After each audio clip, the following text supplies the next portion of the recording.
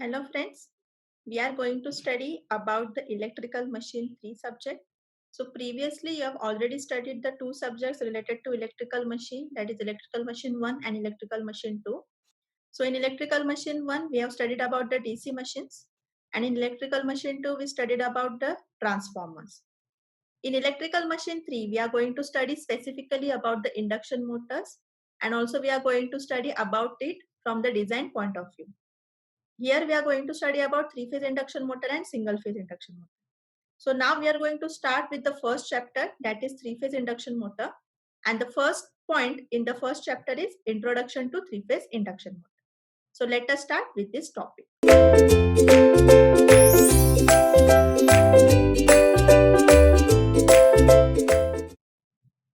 So first of all, let us see what are the learning objectives. That is, what are the various things that we are going to learn in today's session. So the first point is, what is electrical machine?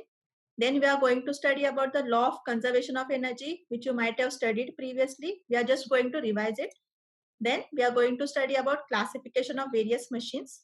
Then introduction to three-phase induction motor. So let us begin with our first point, that is electrical machine.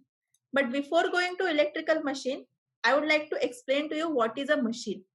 So a machine is any device which reduces human effort. So this is the summer season.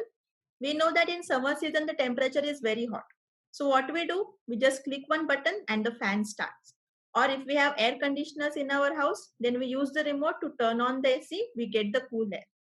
Now these fans, air conditions, all these are machines. So these are the devices which are reducing our effort. If there was no fan or if there was no machine, then we would have to take some newspaper or the hand fan to give us the air.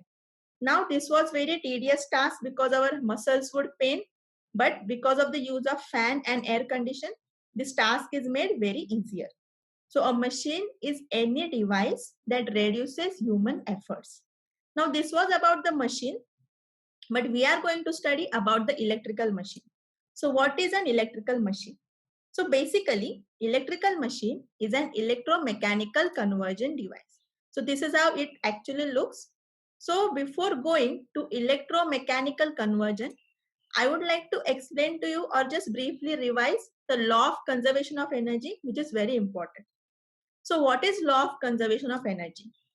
So the law of conservation of energy states that energy can neither be created nor be destroyed, but it can be converted from one form to another.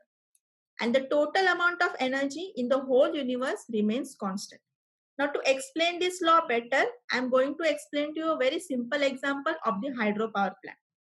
We all know that hydropower plant is a power plant where the electricity is generated with the use of water.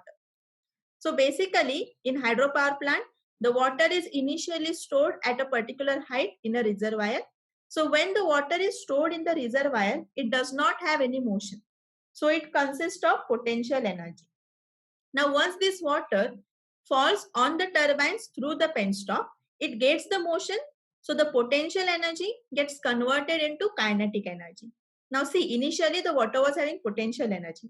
Now it has got converted into kinetic energy. Now let us see what happens further. When this water falls on the turbines, the blades of the turbines start to rotate. As a result, the initial kinetic energy of water is now converted into mechanical energy. This turbine is coupled to generator. So here what is happening? As the turbine is coupled to generator, the mechanical energy gets converted into electrical energy. And this electrical energy is used by us for various purposes. So see here, initially the water had potential energy, which then got converted into kinetic energy. Then it got converted into mechanical energy, finally into electrical energy. This electrical energy used for various purposes.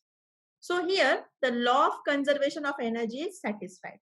That is, energy here was neither created nor destroyed. Whatever energy was present in the water, it just got converted into different forms. And the total amount of energy in the whole universe remains constant. Now let us study about the classification of electrical machines. Before going to that point, I have explained to you initially that electrical machine is an electromechanical conversion device. Now, what is this electromechanical conversion? It means that it will either convert electrical energy to mechanical energy or mechanical energy into electrical energy. So depending on this electromechanical conversion, it is further classified as A, motor, and B, generator. Now let us see what is this motor and generator. So you can see here, this is roughly a diagram of motor.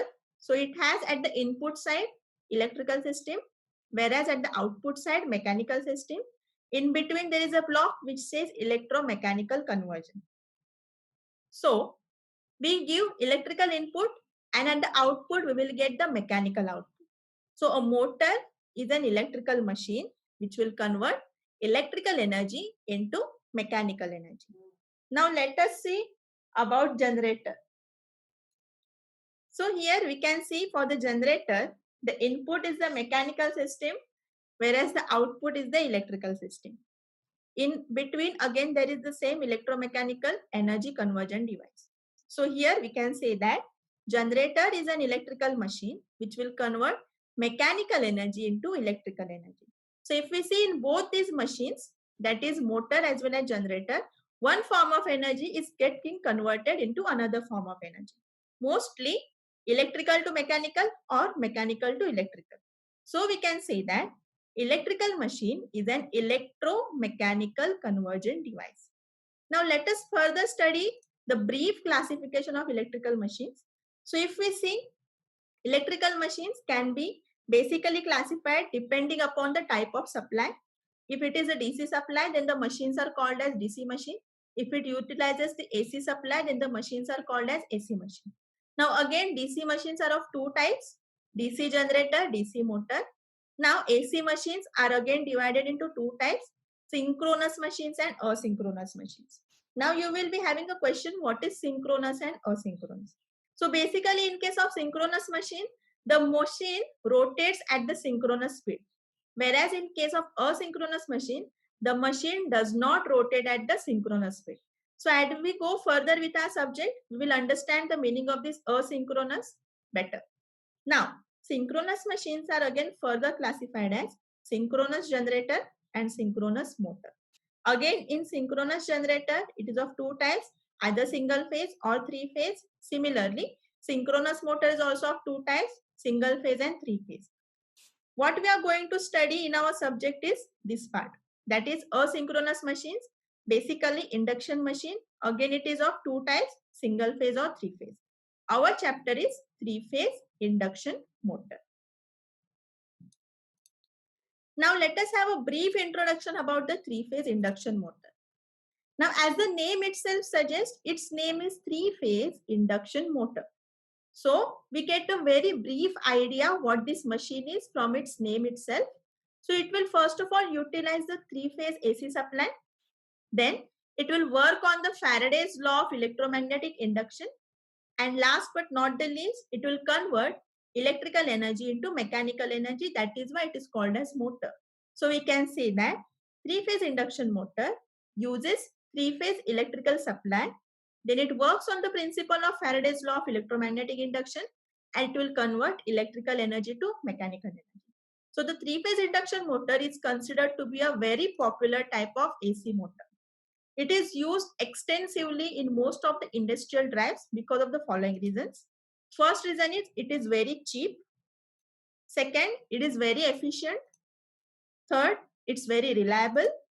Next, it has a very good speed regulation. Then it has a very high starting torque and it requires very less maintenance. So these are certain properties of three-phase induction motor which makes it the best choice for various industrial drives. This is how a typical three-phase induction motor looks. As we go on further with our chapter, we are going to study in detail about three-phase induction motor. So this was about the introduction of three-phase induction motor. Thank you.